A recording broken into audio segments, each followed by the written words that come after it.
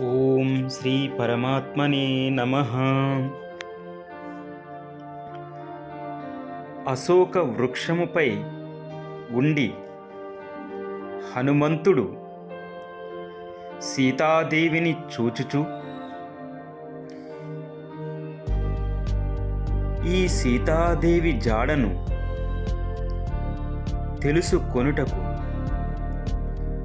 లక్షల కొలది వానరులు అన్ని దిశలను వెదుకుచుండిరి. కాని ఈమె దర్శన భాగ్యము నాకే దక్కినది.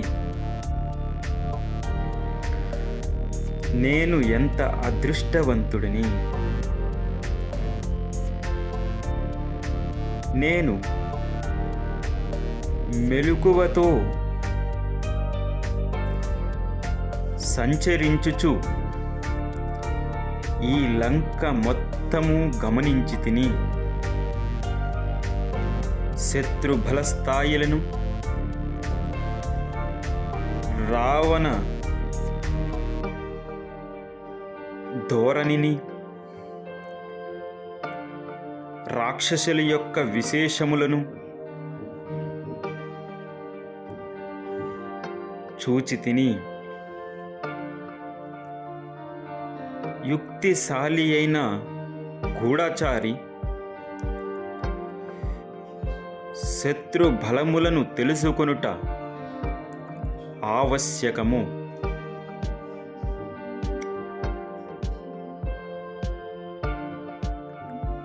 అపరిమితములైన బల పరాక్రమములు గలవాడు అయిన శ్రీరామునకు సీతాదేవి గురించి వెంటనే తెలియజేయుట యుక్తమగును. కాని సీతాదేవి దుఃఖములలో కృంగిపోయి ఉన్నది. ఈమెను తప్పక ఓదార్చవలెను.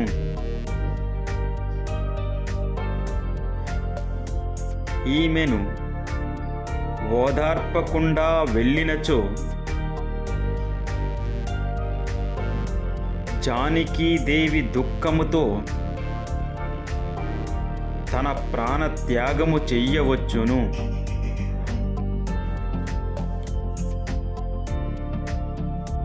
నేను పడిన కష్టము వృధా అగును.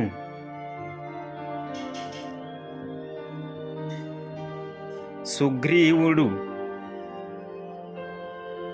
తన సైన్యముతో వచ్చినాక అతని రాక వ్యర్థము కాగలదు. ఈ రాకాసి మూకల ఎదుట ఈమెతో మాట్లాడుట ఎట్లు,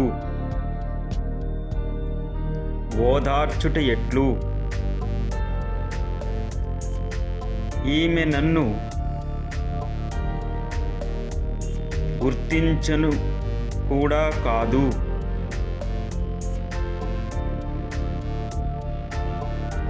నేను ప్రస్తుతము వానరుడ రూపములో సూక్ష్మ రూపుడునై ఉంటిని.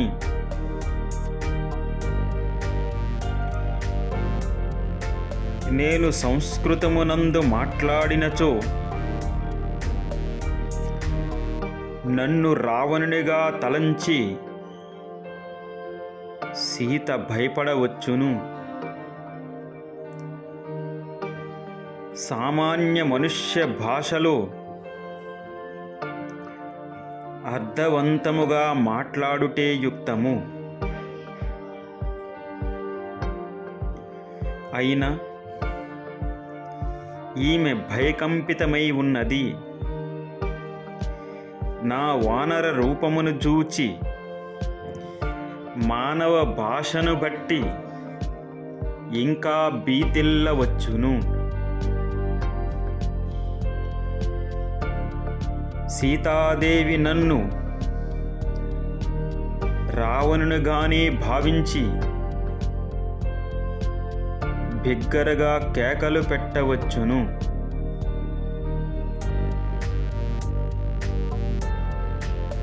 అరవవచ్చును. సీతాదేవి కేకలు విని ఈ రాక్షసులు నన్ను చుట్టుముట్టి నన్ను బంధించవచ్చును.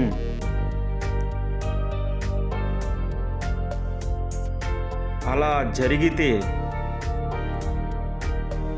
సీతాదేవి సందేశమును శ్రీరామునికి చేర్చుట ఎట్లు? సీతాన్వేషణ కార్యము భంగమగును. పెక్కుమంది రాక్షసులు ఈమెను కాపలా కాయుచున్నారు. ఈమె లంకలో రహస్య ప్రదేశమున ఉన్నది. నేను పట్టుబడినచో లేదా చంపబడినచో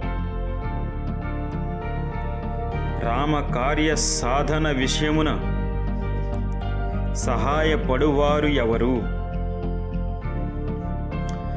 ఈ సముద్రమును లంఘించి మరలా ఇచ్చటకు రాగల వానరుడు ఎవ్వరు? నాకు ఏమీ తోచటలేదు. ఈ సీతామాతతో ఏ విధముగా మాటలాడవలెను?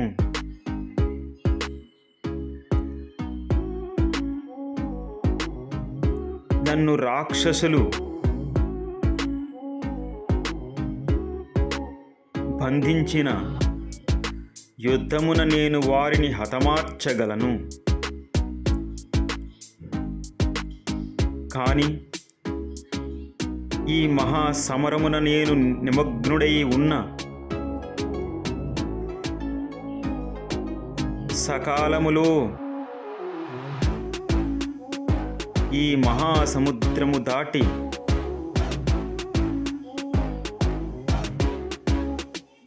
ఆవలి ఒడ్డుకు చేరజాలను. యుద్ధరంగమున జయాపజయములు అనిశ్చితములు. కనుక లోతుగా ఆలోచించి కార్యము చేయవలెను.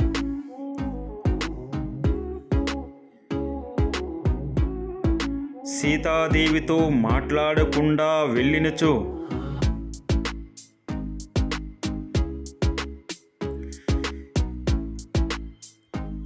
ఈమె దుఃఖముతో ఉన్నది. ప్రాణత్యాగము చేసుకొనుట జరగవచ్చును. ఈమెకు ధైర్యము చెప్పుట అత్యావశ్యకతగా ఉన్నది.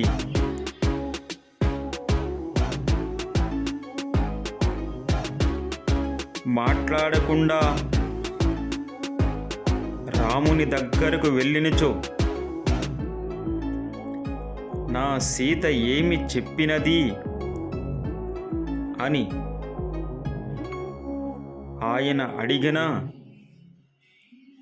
నేను ఏమి చెప్పగలను?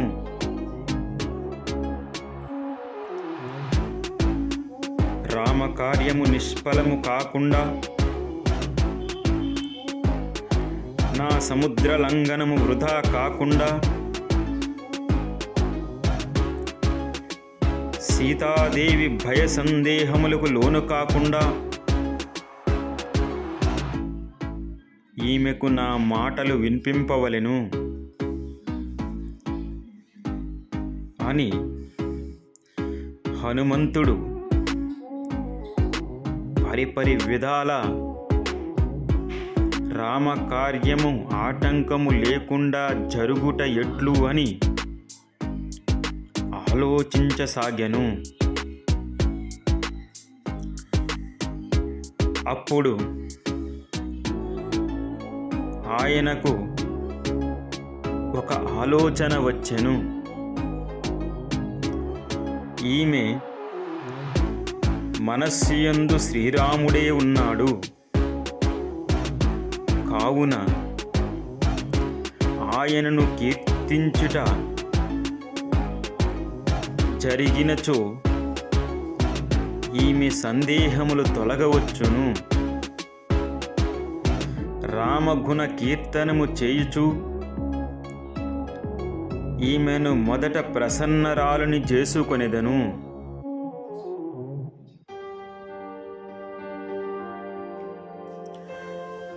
అని ఆలోచించి శ్రీరామునకు సంబంధించిన శుభకరములను ధర్మ విషయములను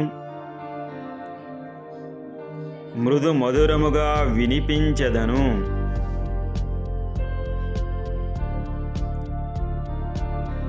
హనుమంతుడు చెట్టుపై ఉండి జగన్నాథుడైన శ్రీరాముని భార్యయగు సీతాదేవిని చూచుచూ రాముని గుణములను కీర్తించెను. ఇక్ష్వాకు వంశజులలో దశరథుడను పేరుగల మహారాజు గొప్ప కీర్తిశాలి, పవిత్ర స్వభావము గలవాడు, శౌర్య పరాక్రమములయందు ప్రసిద్ధి గన్నవాడు, బల సంపదలలో దేవేంద్రుని వంటివాడు, ఐశ్వర్యవంతుడు, ఇక్ష్వాకు వంశమునకు తలమానికము, ప్రజలకు సుఖ సంతోషములను గూర్చుచు రాజ్యమును పాలించువాడు అని పలుకుచు ఆ దశరథునకు ప్రియమైన వాడు, పుత్రులలో జ్యేష్ఠుడు శ్రీరాముడు, ప్రసన్న ముఖము గలవాడు, జ్ఞాన స్వరూపుడు, ధనుర్ధారులలో అగ్రకేసరుడు, స్వధర్మమును పాటించువాడు, సకల ప్రాణులకును సమస్త ధర్మములకును సంరక్షకుడు, అరవీర భయంకరుడు, తన తండ్రి ఆజ్ఞను అనుసరించి భార్య అయిన సీతాదేవితో సోదరుడైన లక్ష్మణునితో వనవాసమునకు వచ్చెను అని హనుమంతుడు రామ కథను, రామ గుణములను స్తుతించెను. ఆ మహారణ్యమునందు పెక్కు మంది దుష్ట రాక్షసులను అవలీలగా హతమార్చెను. ఖర దూషణాది రాక్షస యోధులను హతమార్చెను. ఆ వార్తలను వినిన రావణుడు క్రుద్ధుడై మాయాలేడి రూపమును ధరించిన మారీచుని సహాయముతో శ్రీరాముని మోసగించి జానకీదేవిని అపహరించెను అని హనుమంతుడుగా పలికెను, పాడెను. రాముడు సాధ్వి అయిన ఆ సీతాదేవిని వెదుకుచూ వనములయందు సుగ్రీవుడను పేరుగల వానరుని మిత్రునిగా పొందెను. ఆ మహా వీరుడు శత్రు విజేత అయిన శ్రీరాముడు వాలిని చంపి వానర రాజ్యమునకు సుగ్రీవుని రాజుగా చేసెను.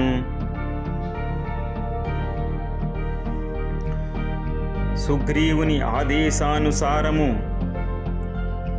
వేల కొలది వానరులు అన్ని దిక్కులకు వెళ్ళిరి. సీతాదేవిని వెదుకుచుండిరి. సంపాతి సూచన మేరకు విశాలాక్షియగు సీతాదేవి నిమిత్తమై 100 యోజనముల పొడవుగల మహాసముద్రమును లంఘించి వచ్చి తిని సీతాదేవి యొక్క ఆకారమును, రూప సౌభాగ్యమును రాముని వలన తెలుసుకొని అట్టి శుభలక్షణములతో ఉన్న సీతాదేవిని ఈ అశోక వృక్షము కింద చూచి తిని అని కపివరుడైన హనుమంతుడు తన మాటలను చాలించెను. జానకీదేవి ఆ కపివరుని వచనములు విని ఆశ్చర్యపోయెను.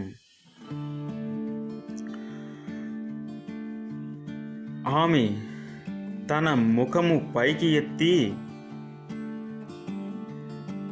ఆ మాటలు వచ్చుచున్న సింసుపా వృక్షము పైకి చూచెను. అన్ని దిక్కులా పరికించి చూచెను, పరిశీలించి చూచెను. ఉదయాద్రిపై బాలభానుని వలె తెల్లని వస్త్రము ధరించియున్న, పచ్చని వర్ణము కలిగి ఉన్న, అశోక పుష్పము వలె శోభిల్లుచున్న, బంగారు వన్నెకల మెరుపు తీగవలే ఒప్పుచున్న ఆ కపివరిని చూచి సీతాదేవి ఉలిక్కిపడెను. మరలా కుతూహలముతో పైకి చూచెను, పరికించి చూసెను, ఆశ్చర్యపడెను. తనను తాను నిబ్బరపరుచుకొని ఇది స్వప్నమా అని తలపోయసాగెను.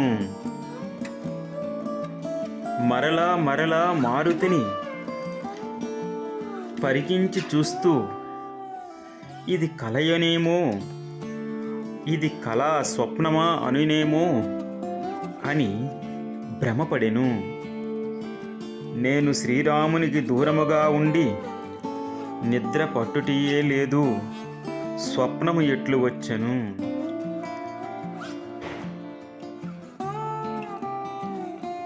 మనస్సులో శ్రీరాముని స్మరించుచు ఆయన రూపమునే చూచుచున్నాను. ఇప్పుడు ఈ శ్రీరామ విరహ బాధతో బాధపడుచుంటిని. స్వప్నమున వానరణమును జూచుట మంచిది కాదు. ఇది స్వప్నము కాకూడదు అని బాగుగా తర్కించి ఇది నా మనోరథమే అయి ఉండొచ్చును. శ్రీరాముని నామమును తలచుట కారణముగా ఆయన విశేష గుణములే నా చెవుకు వినబడుచున్నవేమో అని మరలా సీత ఆ చెట్టుపై చూస్తూ స్పష్టమైన రూపము గల వానరుడే కనబడుచున్నాడు, నాతో ప్రత్యక్షముగా మాట్లాడుచున్నాడు. బృహస్పతికి నమస్కారములు, మహేంద్రునకు ప్రణతులు, బ్రహ్మదేవునకు ప్రణామములు, అగ్నిదేవుకు వందనములు. ఈ వానరుడు పలికిన వచనములు తథ్యములగుగాక.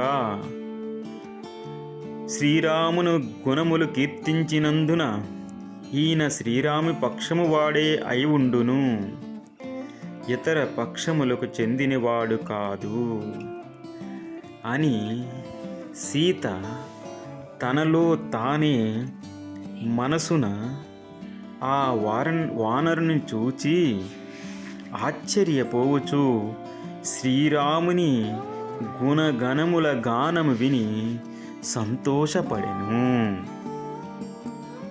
తరువాతి శ్లోకాలు రేపు విందాం. జై శ్రీరామ్.